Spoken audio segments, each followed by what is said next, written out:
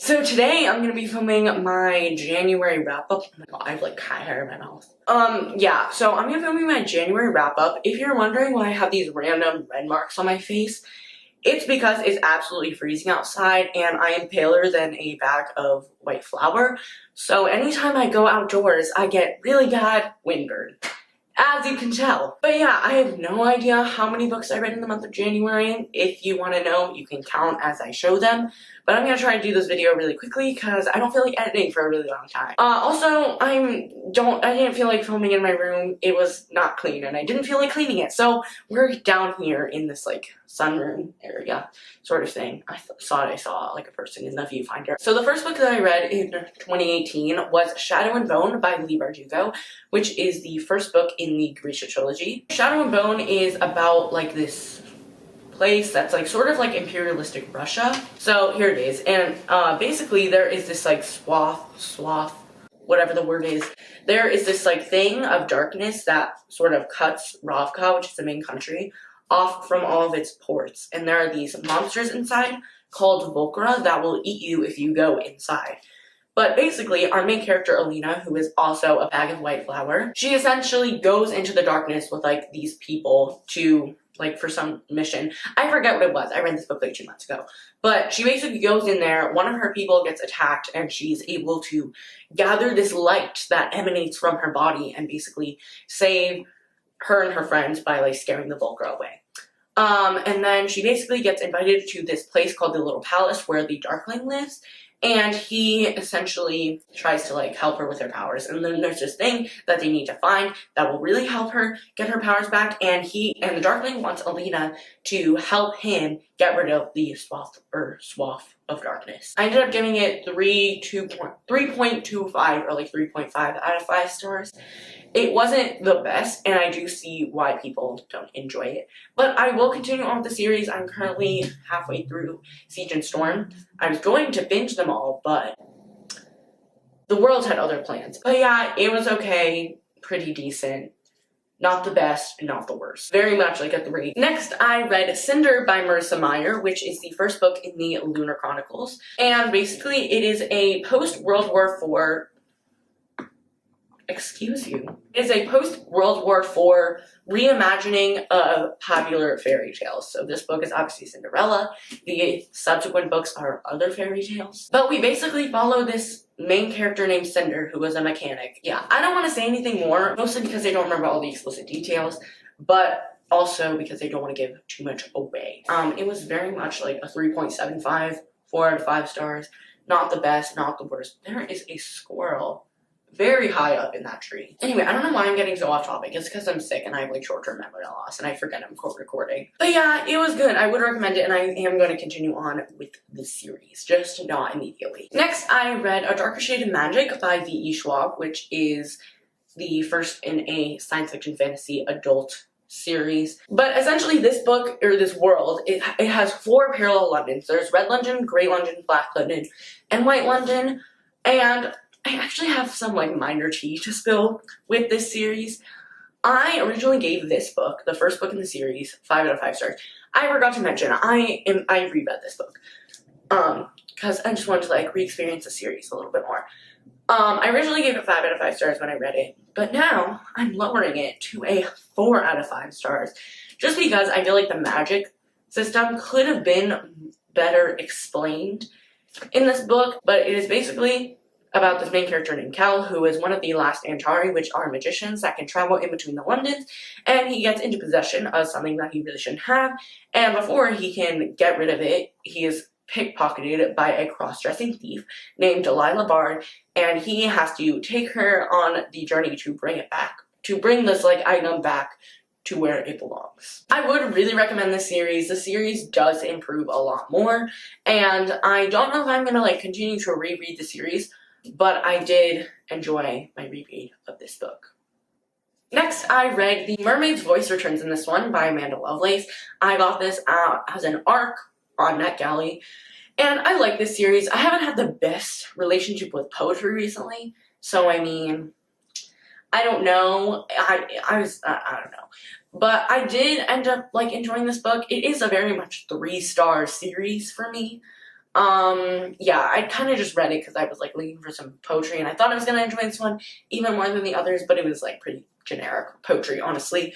I'm kind of like done for poetry for the next like 6 months. I'm just not into it very much right now because I've been vastly disappointed recently. But there are so many trigger warnings for this book, and I took a screenshot of the trigger warnings page, so I'll like put it up here if you want to know, because I don't remember all of them. But yeah, I gave it 3 out of 5 stars. It was good, I guess. And it comes out on March 5th. The next book that I read was one of my most anticipated releases for the year, and that is In an Absent Dream by Shauna Maguire. This is a YA kind of adult fantasy series about these children who end up going through a doorway and traveling to magical like fantasy worlds. And then when they come back to our world, they get sent to Eleanor West's home for wayward children to sort of be snapped back to reality. And in this book, we follow a character named Lundy, who we met in Every Heart a Doorway, and basically she goes through a doorway in a tree and ends up in the Goblin Market. I do really enjoy this series. I will continue to read them as they are released. But I don't think any of the books in the series will be a full 5 stars for me, just because they are novella series. It is a novella series. So the books are very, very short. I don't think any of the books so far have been under 200 pages. And there are illustrations, so it's like even less pages. And there are like some random blank pages like this one. I don't know why. But I do really enjoy this series, and it's not like my favorite series of all time, but it is a series that I will continue to support. But I ended up giving this book 4.25 out of 5 stars. It might be my favorite in the series. I don't know. There was something in this book, and it was very frustrating, and that is the clunky writing style. Even more so than the first 2 books. I felt like we would jump ahead in time like 4 years, and then it'd be like 2 months previously, and then it was just not my thing. Like, there are some books where you can do that. You can jump between timelines, like Vicious by V.E. Schwab. I feel like that book did it really well, but for such a short book, when you're skipping so much time and not really filling it in, it just feels like you're missing chapters, and I was not a fan. Next, I reread Truly Devious by Maureen Johnson. I reread this book in preparation for the sequel, The Vanishing Stair, which I read in January, obviously, and basically, I read Truly Devious for the first time in February of 2018. I mentioned it in my February wrap-up. I'm too lazy to link it, but you can find it on my channel very easily. But basically, I loved Truly Devious. I gave it 5 stars. It's amazing. And I loved The Vanishing Stair even more, which I didn't think was possible, but it's true. But the Truly Devious series follows our main character named Stevie Bell, who ends up going to this place called Ellingham Academy, which is a academy where you can go free of tuition, and you go there to study something that you're very passionate about. So there is a writer there is a director there, and Stevie is going there because she wants to study true crime, and she is obsessed with Sherlock Holmes. She wants to be the next Sherlock Holmes. She loves Agatha Christie. She's going there mainly to solve the Truly Devious case, which is a case that happened at Ellingham Academy, and there was a murder where Albert Ellingham, who was the founder of the school, his wife and daughter were kidnapped and never seen again, and the only clue was a letter that was signed to Truly Devious, and the killer was never found. It happened in 1936, and Stevie is determined to find the killer while she's at school, and basically, like, just be this, like, great detective. But then, there is another murder at Ellingham Academy while Stevie is in school, and now it's, like, this, like, it is parallel timelines, so we get to see 1936 as well as the present day, and Stevie Bell is a little Hercule Poirot. I swear, this girl is going to figure out this mystery. I am convinced, because there is stuff that happens in The Vanishing Stair that I was like, whoa. Like, there was a really big reveal in this book, and I was mind blown. And also, I went to a signing with Maureen Johnson, and like a couple other authors, and she signed and personalized my books. It just says Luke Yon and then her signature. And I was like, really excited because like I love this series, and I talked to her about it, and we had like a really great conversation about Agatha Christie, and it was honestly amazing. I ended up giving both of these books 5 out of 5 stars. I love this series. Next, I read Inherit the Wind by Jerome Lawrence and Robert E. Lee. This is a book that I had to read for my English class, and it was terrible. I sincerely hated this book. I gave it 1.5 out of 5 stars. If you do not know, it is a play that is inspired by the Scopes Monkey trial, which is basically the creationists versus the evolutionists, and it takes place in this town called Hillsborough, where there is this school teacher named, what was his name? Bertram Cates, and he ends up teaching his students about evolution, and it is a very religious town, and basically it is this whole boring, stupid, annoying, awful play about the court case, and I wanted to execute myself multiple times while reading this play. First of all, can someone tell me why this book is even a play? Because there's so much exposition from the narrator that it could have easily just been a book. There's no point that it was a play, because there is a paragraph from the narrator basically every time someone speaks. It'll describe how they say it. It'll be like they walked over to the podium or something. It was so bad, and I hated it with a passion. Probably one of my least favorite books of all time. If it's not even a book, it's a play. For no reason. I don't want to get into a rant and like scream, because first of all, I'm already sick. It was just so bad. It was honestly awful, and I hated it so much. Next, I finally read City of Bones by Cassandra Clare. I own the entire Shadowhunter Chronicles by Cassandra Clare, and that is because basically I like owned it because my Nana was reading it, and I would give her the books each time she read it, and I was like, I'm gonna read these after you. And she was like, oh my god, yeah, and then we can discuss. Basically, it's been 3 months since she finished all of the books. She still needs to read Queen of Air and Darkness, but I'm gonna make her. But yes, so I read City of Bones, and I did enjoy it. It was good. I gave it like a solid 4 out of 5 stars, which is like a pretty good rating for me. I'm pretty sure you all know what the series is about. Do I really have to explain it? I'll just give a short synopsis. So essentially it takes place in New York City, where there are these people called Shadowhunters that are, like, their task is to kill the demons that come from the downworld, that come into New York City. They basically have to like kill them and make sure that they don't hurt the New Yorkers. And our main character, Clary, one day figures out she's a Shadowhunter, and she basically has to live with this, and she's trying to find her mother, who was recently kidnapped. And it was good. I didn't love it. It was pretty cheesy at times, but I know Cassandra Clare's writing improves as she continues to write books. So I am going to continue on with the series because I literally own every single book, and I promised my Nana that I would discuss it with her. And yeah, there's basically every paranormal creature known to man in the series. There are fairies, vampires, werewolves, like Shadowhunters. And I'm not the biggest fan of werewolves or vampires whatsoever. I'm just so done with that phase in literature. I absolutely hated the Twilight phase and like Vampire Academy. Just no. Like, no. Next, I read Planting Gardens in Graves Volumes 2 and 3 by R.H. Sin. But yeah, it was good. I like R.H. Sin, kind of. I mean, the best book from him, in my opinion, is A Beautiful Composition of Broken. I do honestly still enjoy that book, or that poetry book, and I will reread it in the future. But I'm just like kind of done with poetry. As I said, I'm not into it at all from now on. I'm done. But yeah, this book was like pretty okay, not the best. I enjoyed them in the moment, but they are pretty much just 2.5 out of 5 stars. I wouldn't necessarily recommend these, but I mean, I will continue to read Archson. Probably. Next, I read Skyward by Brandon Sanderson.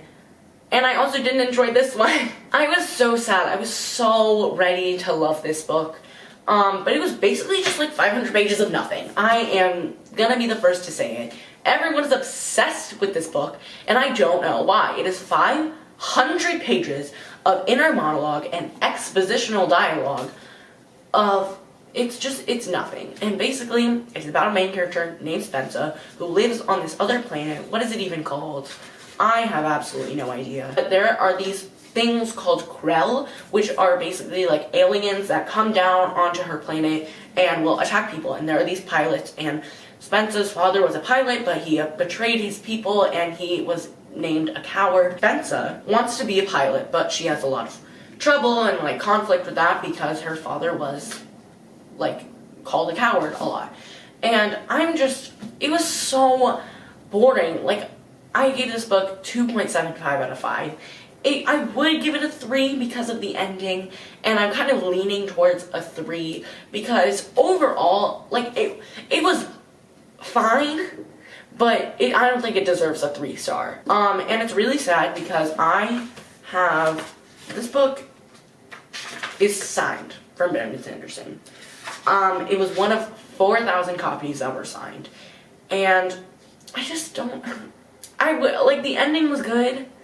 I'm probably not going to continue on with the series unless someone else who also didn't like it says that the series gets infinitely better.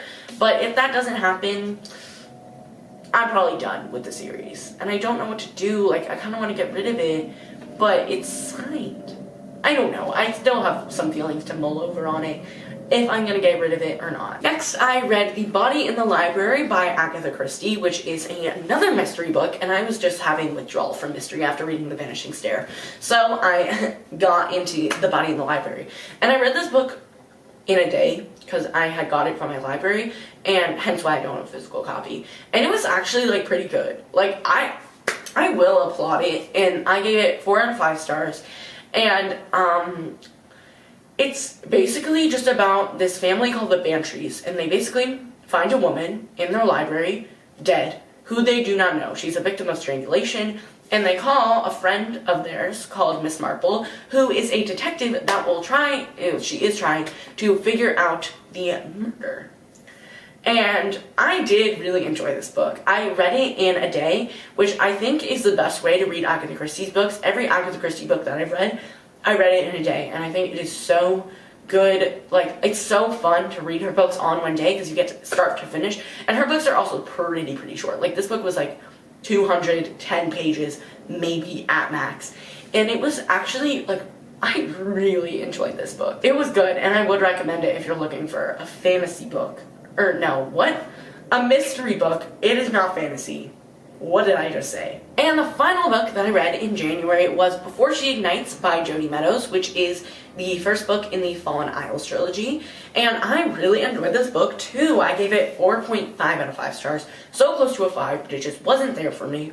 Basically, we follow a main character named Mira, who is basically the physical embodiment of this thing called the Mirror Treaty, which is a treaty throughout this set of islands that she lives on called the Fallen Isles, which is a fictional fantasy world.